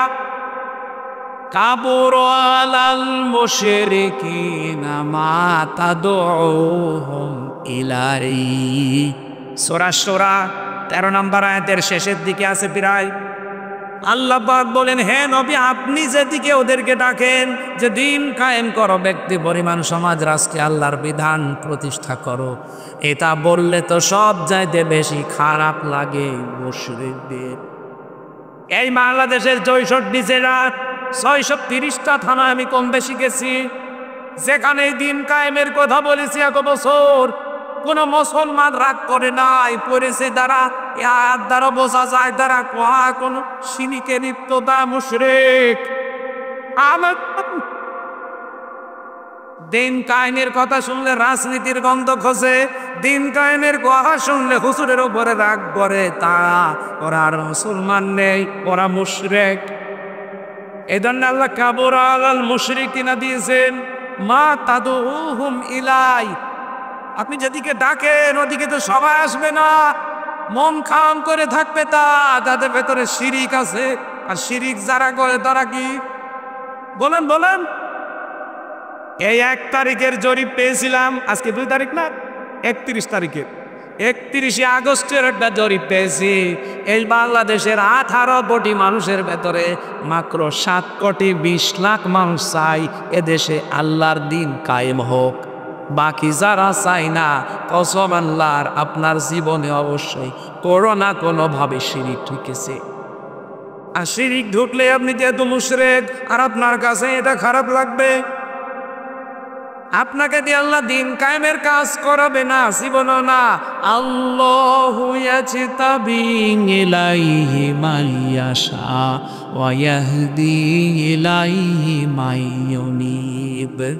আল্লাহ পাক বলেন তোমাদের ভেতরে আল্লাহ যাকে ইচ্ছা মনোনীত করেন, নির্বাচিত করেন, পছন্দ করেন, তাকে দিয়ে কাকে ওয়াহদি ইলাইহি মাইয়ুনিব, যে ব্যক্তি আল্লাহর দিকে মন থেকে ফিরে আসতে চায়, আল্লাহর দিকে যারা মন থেকে ফিরে আসবেন তাকে আমার আল্লাহ দুনিয়াতে দিন কায়েমের কাজে লাগিয়ে দেবে। বাংলাদেশে আগস্টের 5 তারিখের আগে, গত আগস্ট, মাত্র 100 জনের 15 জন বলতো আমরা এই দেশে ইসলাম কায়েম করতে চাই। মাত্র 100 জনের 15 জন। এখন বেড়ে আপনি 1 বছর 1 মাসে কত % বেড়েছে দেখেছেন? কিছুদিন সময় যেতে দেন। আমার তো মনে হচ্ছে এই দেশে যে হারে দাওয়াতি কাজ চলছে দিনের পক্ষে 100 ভাগের 100 ভাগ মানুষ বলতে বাধ্য হবে আমরা দিন কায়েম চাই। রাজবাড়িতে একজনের বাড়ি, ওনার নাম গোবিন্দ চন্দ্র পরামানিক, হিন্দু মহাজোটের মহাসচিব। লোকটা কয়েকদিন আগে ঘোষণা দিয়েছে বাংলাদেশে 54 বছর তো ছাতা বহু কিছু দেখলাম, এবার আমরা এই দেশের রাষ্ট্রীয় ব্যবস্থা ইসলামকে দেখতে চাই। এমনকি সে সরাসরি নাম ধরেই বলেছে যে আমরা জামাত ইসলামীকে দেখতে চাই, তাহলে এই দেশে কোনো সংখ্যালঘু নির্যাতন হবে না। এটা হিন্দু একটা হিন্দু যদি আশায় বুক বেঁধে সামনে এগিয়ে আসতে পারে, আপনার কি হয়েছে? আপনি নামের আগে মুসলমানের মোহাম্মদ লেখেন, আবার আগাও ছোটবেলায় কেটে রেখেছেন। আসেন না একবার দেখি আল্লাহরের বিধানটা সংসদে একটু নিয়ে যান। 5 বছর লাগবে না, মাত্র আমি গ্যারান্টি দিলাম 2 বছর যদি এইটা দিয়ে চলে এই দেশ মিনি জান্নাত হয়ে যাবে। কোনো ভয় থাকবেন আপনার মনের ভেতরে। রব্বুল আলামিন বলেন, ইয়া বানি আদামা, হে বনি আদম সন্তান, ইম্মা ইয়াতিয়ান্নাকুম রাসূলুম মিনকুম, যদি তোমাদের কাছে যে রসুলগুলো এসেছে ইয়াকুসুনা আলাইকুম আয়াতি, যারা তোমাদের কাছে আমার আয়াতগুলো এভাবে বর্ণনা করে করে শোনায়, বলেন তো এখন কে রসুল দুনিয়ায় আছে? আছে? এই যে রসুল দিয়েছেন আল্লাহ, রসুল না দিয়ে রসুল দিয়েছেন বহু বছর। রসুল যদি এখন নাই থাকবে তাহলে রসুল দিলেন কেন বহু বছর? রসুল দিতে পারতেন। কিয়ামত পর্যন্ত রসুল আসবে না, নবী আসবে না, কিন্তু নবীর নাইবে রসুলরা আসবে, তারা আলেম। কথা বলেন না কেন? আর ওলামা ওয়ারাসাতুল আম্বিয়া, ওলামারা হচ্ছে আলেমরা নবীর নায়েব, উত্তরাধিকারী, স্থলাভিষিক্ত। এরা যখন ইয়াকুসুনা বর্ণনা করবে তোমাদের সামনে আয়াতি, আমার আয়াতগুলো, এগুলো শোনার পরে তোমাদের ভেতরে যে বা যারা ফামানিত্তাক, সংযত হবে, ও আসলাহা, নিজেদের জীবনকে যারা সংশোধন করে নিতে পারবে, ব্যক্তি, পরিবার, সমাজ, রাষ্ট্রগুলোর সংশোধন করবে, ফারা খাউফুন আলাইহিম ওয়ালা হুম ইয়াহজানুন, কোনো ভয় নেই তাদের, কোনো চিন্তা নেই। এই গ্যারান্টি কার? এর গ্যারান্টি এবার আমরা দেখতে চাই। বহু মানুষের কথা আমরা শুনেছি, কিন্তু কথা মতো কাজ পাইনি। বাবা কথা দিয়েছিল, চাচা কথা দিয়েছিল, স্বামী কথা দিয়েছিল, এ কথা বলেন না কেন? কয়ের কথায় এরকম ভেজাল আছে, আছে। আহ্বান জানাচ্ছি সবাইকে, এটা রেকর্ড হচ্ছে, সারা দেশে যাচ্ছে। এবার একটু আপনি দেখার জন্য হলেও দেখে, একটু টেস্ট করি। আমরা তো রেয়ান দিয়ে দিচ্ছি, 5 বছরও লাগবে না। মালয়েশিয়া দাঁড়িয়ে যেতে 21 বছর লেগেছে। 2004 সাল থেকে তারা এভাবে দাঁড়াচ্ছে, এখন 25 সাল। 21 বছরে এই দেশটা দাঁড়িয়ে গেছে আর বিশ্বের মানচিত্রে। আর আমরা 54 বছরেও দাঁড়াতে পারি না। শুধুমাত্র এই 1628 জন মানুষ ওমরের মতো বানানো দরকার। ইসলামপন্থী যারা আছে, বিশেষ করে জামাত ইসলামী, আমি বিশ্বাস করি এদের এই 1628 জন মানুষই এরকম যোগ্য এবং সৎ আছে। তারা 2টা মন্ত্রী ছিল, 4 দুর্নীতি পাওয়া যায়নি। 2টা মন্ত্রী, 4 দুর্নীতি পাওয়া যায়নি। 350 উপজেলা চেয়ারম্যান ছিল, 1000-এর ওপরে তাদের ইউনিয়ন চেয়ারম্যান ছিল, 1500 উপরে মেম্বার ছিল। এতগুলো মানুষের জীবন সারা বাংলাদেশে আপনি একটু জরিপ চালান, 1 টাকা দুর্নীতি তাদের নেই। সাতক্ষীরার এক চেয়ারম্যান ইউনিয়নের, আমি নিজে দেখেছি, এই লোকটা 10টা থেকে 4টা পর্যন্ত কাজ করে ইউনিয়নে, আর বিকাল 4টা থেকে রাত 8টা পর্যন্ত তরকারি বিক্রি করে। আমি আল্লাহর ওলি খোঁজার জন্য চলে যাচ্ছেন আগ্রসী, আল্লাহর ওলি খোঁজার জন্য চলে যাচ্ছেন বরিশাল, আল্লাহর ওলি খোঁজার জন্য চলে যাচ্ছেন সিলেটে। কে বলেছে? আল্লাহ ওলি তো ওই লোকটা যে তার কর্মজীবনে সঠিক। জামাত ইসলামী বাংলাদেশের যে কোনো দোষ থাকতে পারে, মিথ্যা সত্য মিলিয়ে, কিন্তু এই দোষ এই দেশে কেউ দিতে পারে না যে জামাতের লোক মেরে খায়। এরা সাদাবাজি করে, আর কথা বলা লাগবে। গ্যারান্টি আছে এদেশে নেই। শিবিরের ওপরে যে 2টা দোষ দেওয়া হয়েছে তাহা মিথ্যা। বলা হয় যে তারা রগ কাটে। 1977 সালে তাদের প্রতিষ্ঠা। এই 25 সাল পর্যন্ত, আজ পর্যন্ত শিবির রগ কেটেছে, আমার দেখা তো নেই, জানাও নেই। ধর্ষণ মামলা আজ পর্যন্ত শিবিরের একটাও নেই। বাংলাদেশে 630টা থানায় 77 থেকে 25 পর্যন্ত খোঁজ নিয়ে দেখেন, একটা ধর্ষণ মামলা নেই। অথচ কত দোষ এদের ওপরে দেওয়া হয়, ওরা নাকি নারী বিদ্বেষী। আরে ভাই, এই বাংলাদেশে সবচেয়ে বেশি নারীদেরকে সম্মান দেই আমরা। একজন তো কয়েকদিন আগে ঘোষণা দিয়েছে, আমরা যদি পাশ করি সামনে হলগুলোতে মেয়েদের হলে ছেলেরা যাবে, দেদারসে কোনো অনুমতিও লাগবে না। একটা কথা হলো।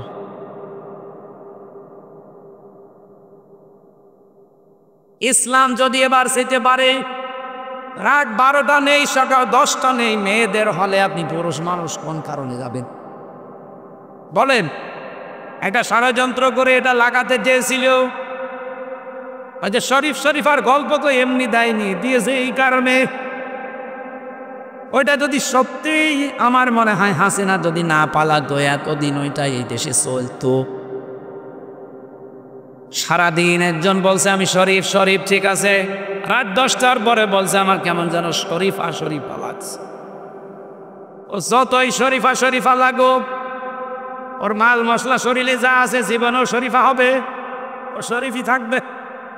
কিন্তু যেহেতু হাইকোর্ট রায় দিয়েছে যে তোমার মনে হলেই তুমি শরীফা, ও বাধ্য করবে আপনাকে মহিলা হোস্টেলেও সিট নেবে।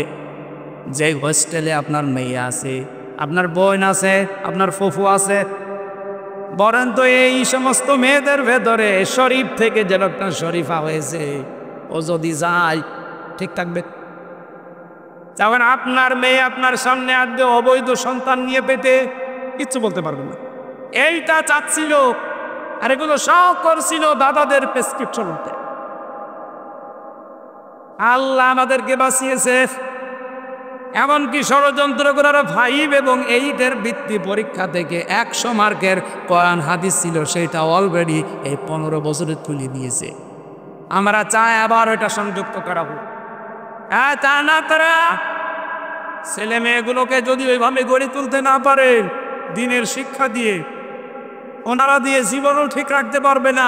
বাধ্য হবে আর তার সন্তান কিছুদিন পরে আপনাকে হয় মাদকের মামলায় আপনি সহ সন্তান ছেলে যাবেন, অথবা ওনাকে বৃদ্ধাশ্রমে রেখা। আমরা আশা করছি আমাদের শিক্ষা ব্যবস্থা 1 থেকে মাস্টার্স পর্যন্ত 100 মার্কের কোরআন যেন দেওয়া হয়। সেদিন একটা সেমিনার ছিল, তারেক জিয়া সাহেবের ঘনিষ্ঠ যারা, একেবারে ঘনিষ্ঠ, তাদের 2 জন, এবং এদেশে ইসলামপন্থী যারা আছে সবগুলো আমাকেও ডেকেছি। ঢাকাতে একটা সেমিনার হয়েছে এইভাবে যে আমরা আগামীতে চাই 1 থেকে মাস্টার্স পর্যন্ত কোরআনে কারিমের 100 মাস্ট বি পার্সনও থাকা লাগবে, এবং এর জন্য আলাদা আলাদা শিক্ষক দেওয়া লাগবে। একটা কলেজের যদি 25 জনের বেতন হয়, একটা ধর্মীয় শিক্ষকের বেতন হবে না? বলেন। কলকাতার মতো জায়গায় হিন্দু মমতা ব্যানার্জি সেই মসজিদের ইমাম, মুয়াজ্জিন, খাদেমকে বেতন দেয় সরকারিভাবে। আর বাংলাদেশে আমরা 92% মুসলমান, পারি না। পারবো কি করে? সব তো আল্লাহর ওলিরা পাচার করে, কেউ বেগম পাড়া, কেউ সাহেব পাড়া। আল্লাহর খেলা উল্টা, কেউ থাকতে পারে না। এই তো বাইরের দেশে গিয়েছিলাম, শয়তানরা থাকতে পারে না। যে হোটেলে উঠেছি, নিচে নেমে দেখি 2 শয়তান চা খাচ্ছে। হুজুর দোয়া করেন, আমরা আগে পালিয়েছি। আপনি বানালেন কেন? আপনার 620টা বাড়ি, ভূমি মন্ত্রী ছিল যেটা। দোয়া করেন, দোয়া তোমার করে দোয়া আসবে। 620টা বাড়ি বানিয়েছে শয়তান, একটাও থাকতে পারেনি। এ দেশেগুলো তো সব আগুন লাগিয়ে পুড়িয়ে দিয়েছে, আর বাইরে যা আছে সব তালা লাগানো। হোটেলে থাকে প্রতিদিন 20,000, 50,000, 1 লাখ টাকা করে নাই ভাড়া। জেলখানার মতোই আছে। কি করলেন এই অবৈধ সম্পদগুলো এই জায়গায় করি? নিজেও এখন ভোগ করতে পারেন না, তালা লাগানো সাহেব পাড়া থাকেন তো হোটেলে ভাড়া করি। এদের থেকেও শিক্ষা নিতে পারেন না? যারা সাদাবাজি করে, এদিক ওদিক করে, বাবা শাহজালাল, ওদের কাছে কুত্তা বিড়াল সব হালাল। এই নীতিতে যারা চলতে চাচ্ছেন, মনে করেন আপনি এই 2 বছরে 50 কোটি টাকার মালিক হয়ে গেলেন, কি করবেন আপনি? এরপরে যদি সুযোগ আসে জনগণের, ও 50 কোটি তো জমেই, মাঝখান থেকে 32 নম্বরও যাবে। ওই মাঝে মাঝে আজাবল বুলডুজার নাজির হবে, 32 নম্বর শেষ। ভালোই চলছিল, হঠাৎ করে উনি নাড়াচাড়া দেয়, আর এই দেশের মানুষ বুলডোজার নেই ছোট যেন আপারে বলবো, আপা যেভাবে আসেন খেয়ে দেয় ওখান থেকে মরে যান, আল্লাহ আপনারা যেখানে দেয় দেবে। এই মাঝে মাঝে এরকম নাড়াচাড়া দিয়েন না, দিয়ে 32 নাম্বার আর 33 নাম্বার করি শেষে দেখা যাচ্ছে গোপালগঞ্জের এই কবর মবর সব মরিয়ে গেছে। এগুলো যদি কিছু হয় আপনার কারণে হচ্ছে, আপনি তো চোখ থাকেন, আমরা অন্তত শান্তিতে থাকি।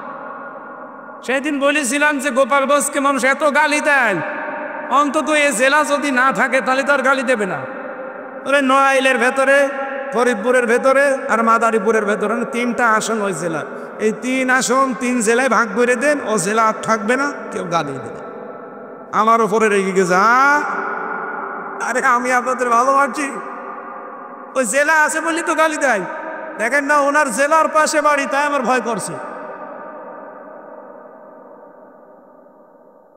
সম্মানিত ভাইরা, এর পরের যে শব্দগুলো ছিল আমার মনে হয় এখন আমার আর গলা শরীর সব দিকে কাহিল হয়ে যাচ্ছে, অথচ 1 ঘন্টা 20 মিনিট পার হয়ে গেছে।